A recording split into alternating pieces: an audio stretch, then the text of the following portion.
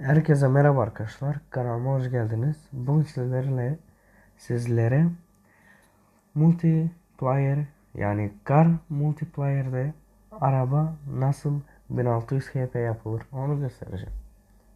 Birçoğunuz araba aldıktan sonra yani Tofaş'ı aldıktan sonra oyuna yeni başlayanlar için söylüyorum özellikle.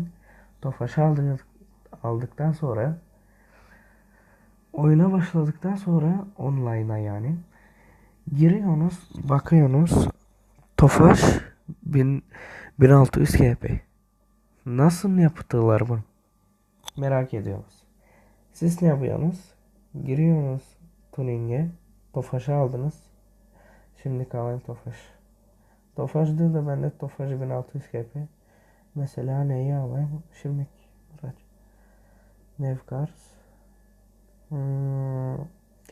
Eski bir araç alayım. Tüm araçlarda geçerli bu ara. Bu hile. Şu BMW'yi alayım. Şimdi şunun sesini kısayım.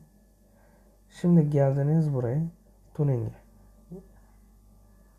Mesela şu araç Tofaş şimdilik. Fulllediniz onu deli gibi. 1600 HP yapmak için. Fulllediniz.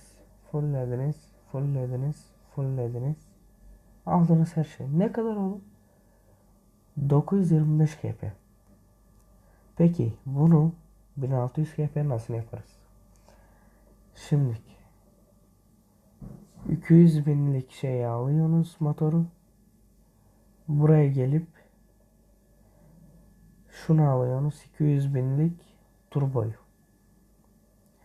Turboyu aldıktan sonra yine buraya dönüyorsunuz. 200 binlik motorun üstüne basıyorsunuz ve kırmızı yazılar çıkacak. Yani set derseniz arabanız 313 beygir olacak. Set demiyorsunuz. Buraya geliyorsunuz. Burayı o zaman set diyorsunuz. İşte gördüğünüz gibi kalıyor 925 kp. Gördüğünüz gibi az önce şu turboyu aldım. Ama şimdilik bende gösteriyor. Alınık değil. Onun üstüne basıyorum. İşte gördüğünüz gibi 1202 HP oldu. Yine yapıyorsunuz. Yani şimdi yine basıyorsunuz. Buraya. Buraya. Set diyorsunuz. Böyle. Gördüğünüz gibi o artıyor. Bu hile yapırsanız. Burayı set 1600 kp. Gördüğünüz gibi. Şimdi size hatta girelim oyuna biraz. Siz isterseniz online girin. Ben girmem. Şeye giriyorum. Şimdi gördüğünüz gibi bu araç deliler gibi. Ve hatta söylüyorum. Pardon. 1600 kp yaptıktan sonra oyuna giriyorsunuz. Şuradan ASB'yi TCS'yi kapatıyorsunuz. ADM'yi açıyorsunuz. Ve araba öylelikle daha hızlı oluyor. Hatta bir göstereyim size kalkışını.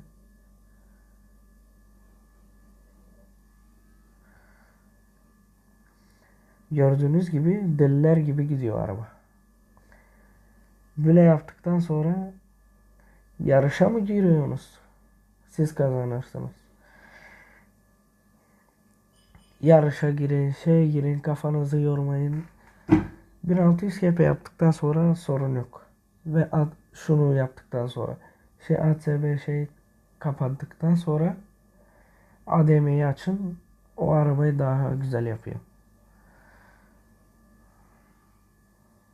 İşte. Bu videomuz da bu kadardı. Umarım videomu beğenmişsinizdir. Kanalımı yeni açtım. Abone olmayı unutmayın.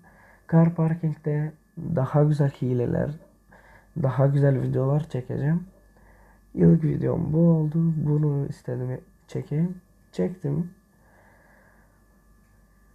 Bugünlük bu kadar. Kendinize iyi bakın. Sizi seviyorum. Sağlıcakla kalın. Ve ben kaçar. Hoşça kalın.